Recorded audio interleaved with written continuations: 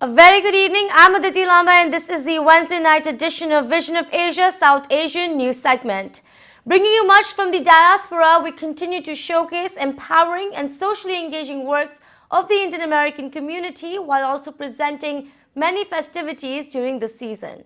Much on the episode tonight, but first let's take a brief look at Hurricane Michael, which has now cut power to more than 162,000 homes and businesses in Florida, Georgia, and Alabama.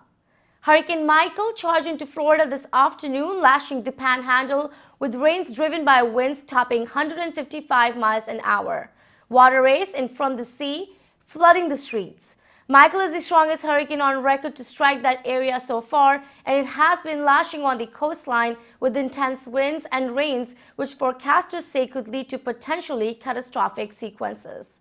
We hope that the safety of these affected areas stay fine. And with that, let's begin the episode for tonight, taking a look at the headlines. Vibha Vibe 2018 annual fundraiser raises $110,000 at Somerset, New Jersey. Special screening of film Raga Revelry featuring Grammy-nominated Chandrika Tandon at New York University. Up and close personal with author Nischinta Nish Amarnath on victims of sale at the ITV Gold Studio. More on the other side of the break. Stay with us in Vision of Asia, Voice of the Community. We'll be back shortly.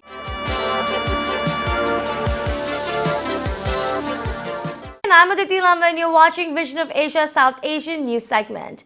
Let's begin our show on this week's another big story within the diaspora, celebrating South Asian contribution for communities' betterment. Recently, Vibha nonprofit held its annual Vibha Vibe 2018 fundraiser gala, raising over $110,000 in Somerset, New Jersey.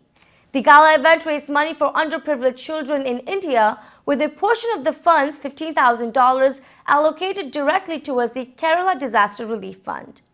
Presenting a showcase titled Dance for Cause, the Vibha Vibe Gala featured a dance competition with local talent, a fashion show, and also a special address and interaction with chief guest of the evening, Bollywood star Janila Deshmukh. Featuring prominent leaders from within the community, along with the youth of the community, the event surely celebrated Vibha's ongoing efforts in enabling those in need, with much support seen by its supporters at the gala. Vibe 2018 is about dancing kind of on the same platform as Dancing with Stars. So we have participants who are very well known in the different industries, and they are being paired up with one of the best choreographers.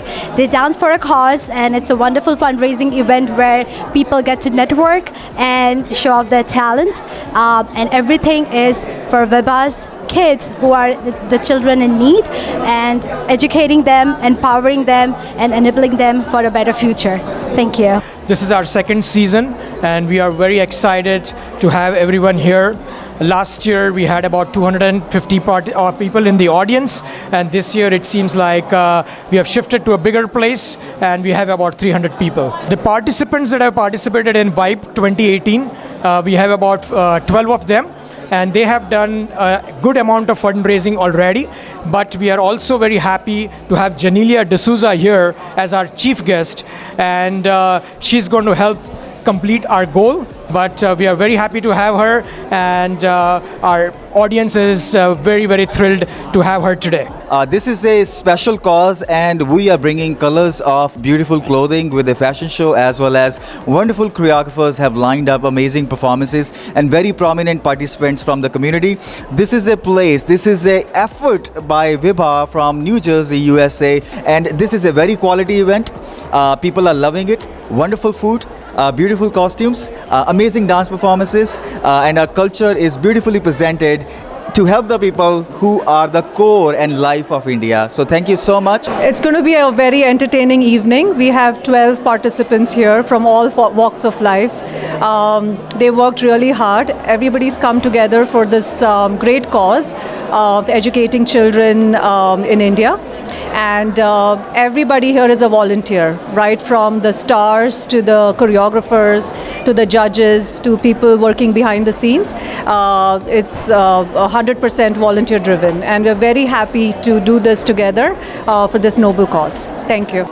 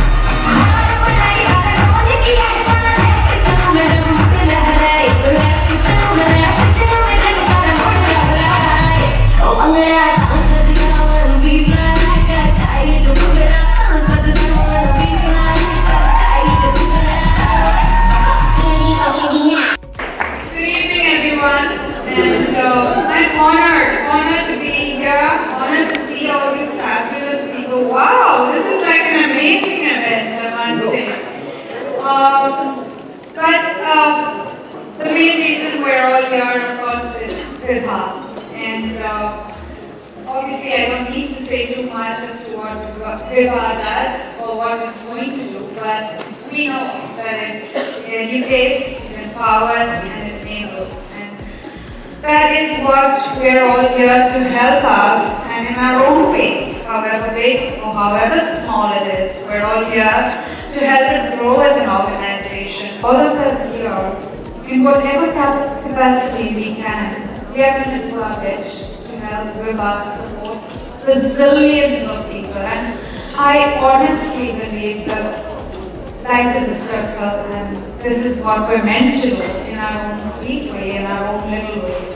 So there are forms sketched on your tables. Please donate as generously as you can. Please help out as generously as you can, because we're going to make the world a better place for sure through Vibha. You know, being here and interacting with the youth over here, do you see a difference between them? And, you know, what do you think sort of has been the key in connecting you with the youth masses in particular? One of the main things I realized was generally when you're an actor, 90% of the time your fan following is, males. But somehow I had a lot of female fan following, and then when I realized that I think I'm just relatable to most youngsters. I think I'm relatable to the kind of lifestyle they would like to lead, to the kind of independence they would like to have, and the kind of career paths that they would want to follow, because I'm someone who came from a non-film family. Went into films, not just in my comfort film zone, but also in films that I didn't speak the language initially. I went down to the South. I realized that I had a connect with the South, and I loved it as well. So I don't know why the connect is, but I think I'm blessed and honored to have that. So you are here in New Jersey for Vibha, a beautiful cause, that really celebrates, empowering children and so much more. So what do you have to say about the cause, and also, the New Jersey chapter that has brought you here today? I'm very glad. I was part of the Atlanta Vibha event, and I'm very glad that I could be here as part of the New Jersey event. I genuinely feel that it's a beautiful platform, and the people who work for Vibha here I know they're all professionals, and they all have their own jobs, and they give all the time just to make Vibha even more special. And I think that's something that makes you feel that humanity does exist, and makes you feel amazing about it, that there's so many amazing people who come together and look at supporting a platform that is doing good for the society. And I've learned to believe that life is about a circle, and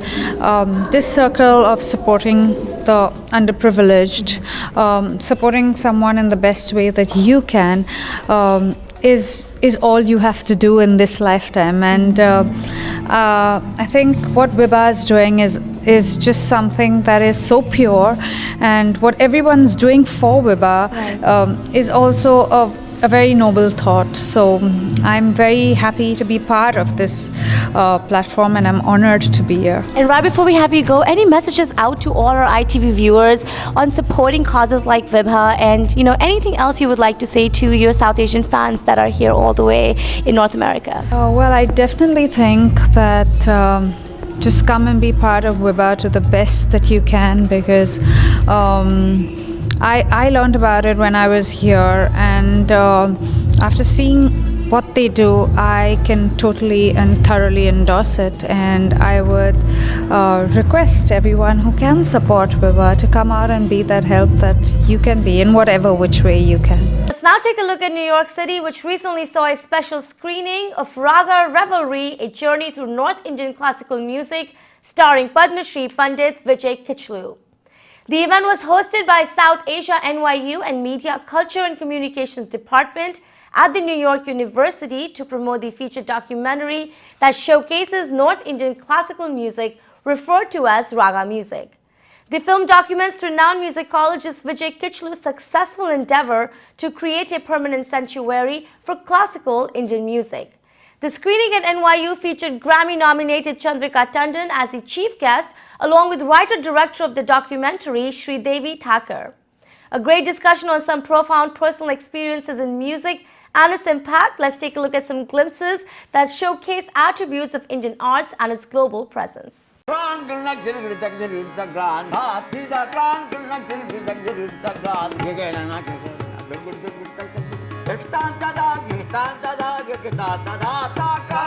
musical treasure preserved in India for centuries, promising nothing less than self-transformation. About 18 years ago, I had a crisis, an epiphany, however one calls it. And it's a privilege, I'd say, that I had this crisis, because it wasn't that anything fell apart.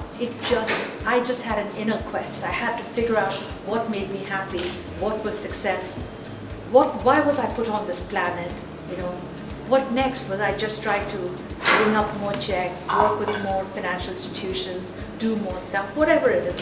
It was a deep crisis. And I realized that the happiest moments of my life had to do with music. When I was little, I sang before I could speak. So I said I needed to sing. I needed to go back and reconnect with music. A deep emotional connection between guru and student is essential for the knowledge to be transferred.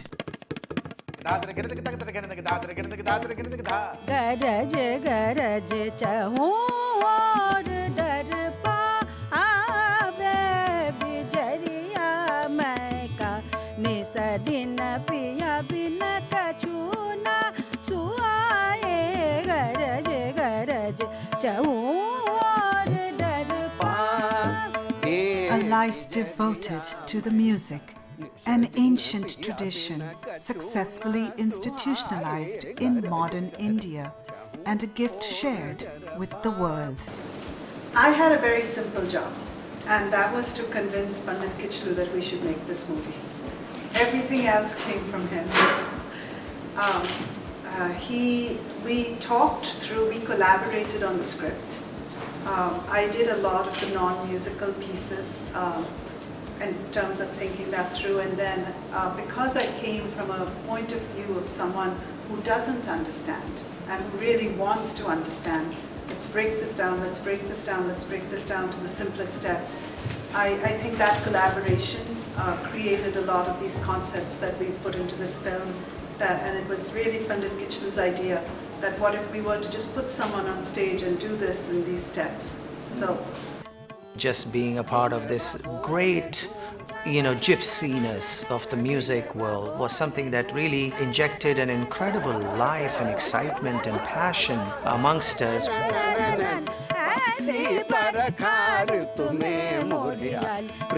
Journey through North India's classical music with Vijay Kichlu and open to the rasa, the soul of the living being that is the raga. And somehow, Shubhraji and he had this duo idea, and it was mesmerizing to those of us that were also learning music.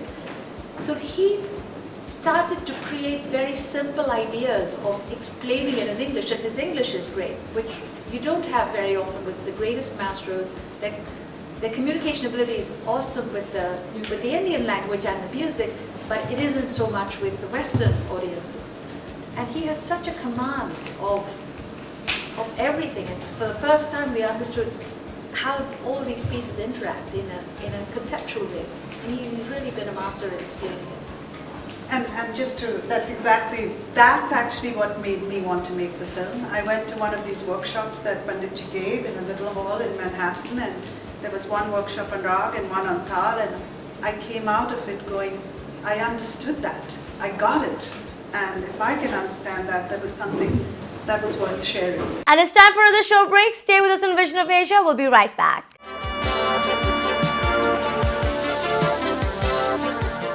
And welcome again. You are watching Vision of Asia South Asian news segment.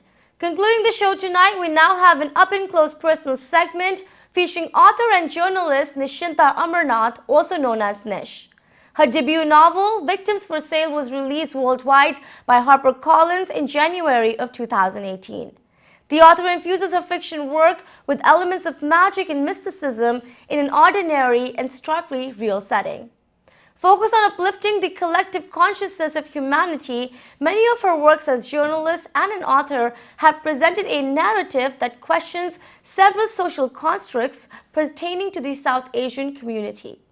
ITV Go's program director Ashok Vyas spoke to Nish Amarnath, bringing us much on her journey and her book, Victim of Sale. Victims for Sale was certainly an interesting journey, and it was also a long time in the making. Victims for Sale is a psychological thriller novel set in London, and it is inspired from real incidents that I stumbled upon as a journalist on the field on assignment in 2006. So that's when I first started writing it, and HarperCollins has published and released it worldwide. And more broadly speaking, the book, within the ethos of a racy suspense novel, addresses the issue of sex trafficking and sexual exploitation of mentally challenged women.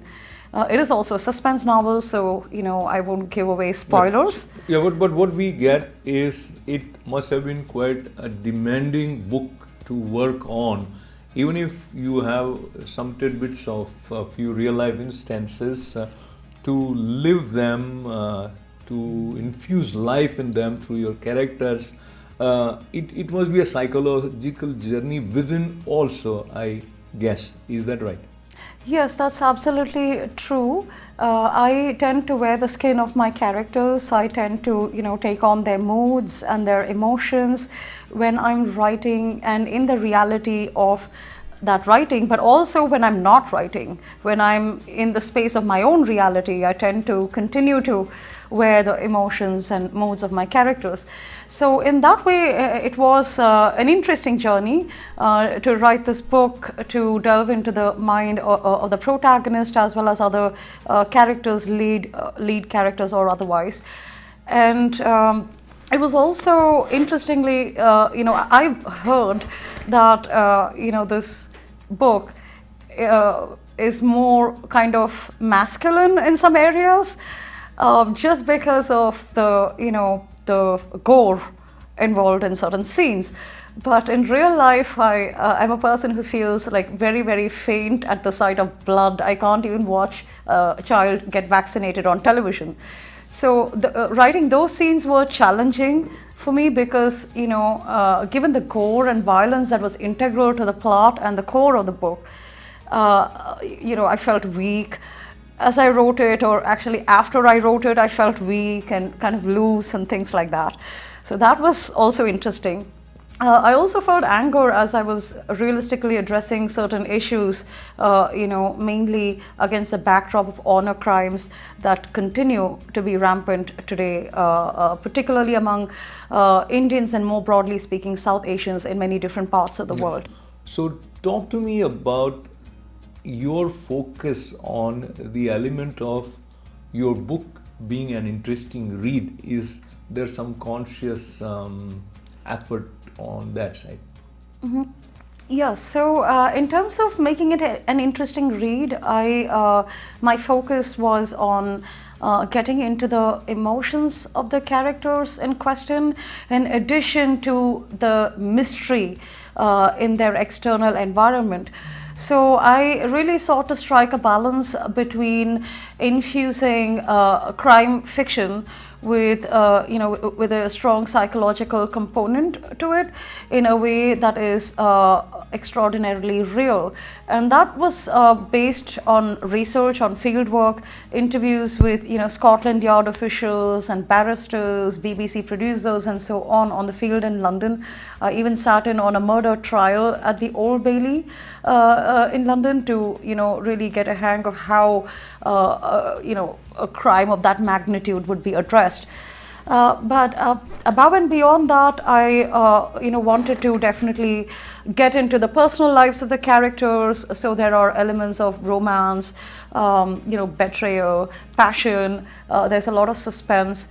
And strategically speaking, I sought to, end many scenes with a question mark, or with an incompleteness that would have the readers yearning for more and possibly miss their stops on the subway. Now let's move towards your dedication towards writing, or the inner calling to write.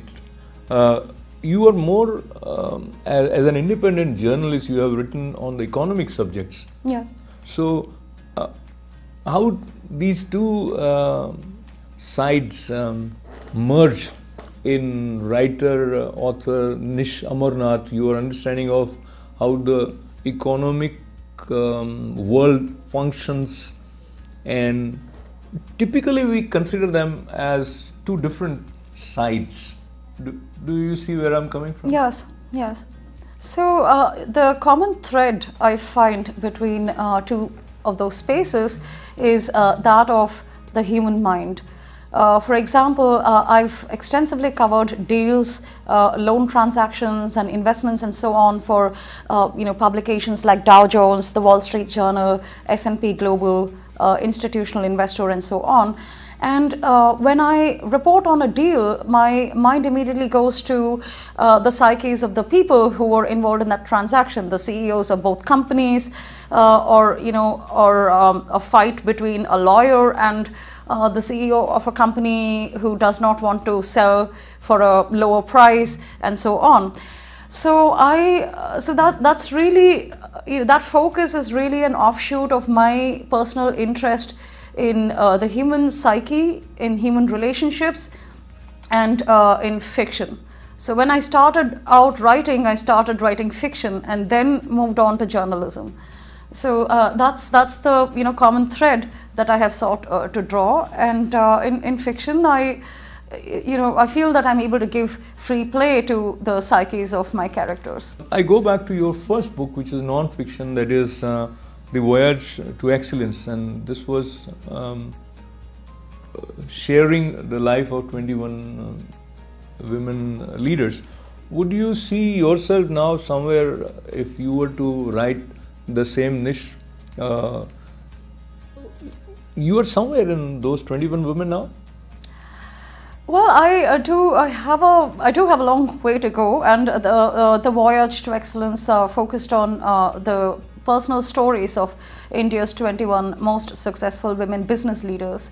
I would say that authors are entrepreneurs. They do have to be entrepreneurs. So in that sense, I am an entrepreneur. But I also believe in being my real self.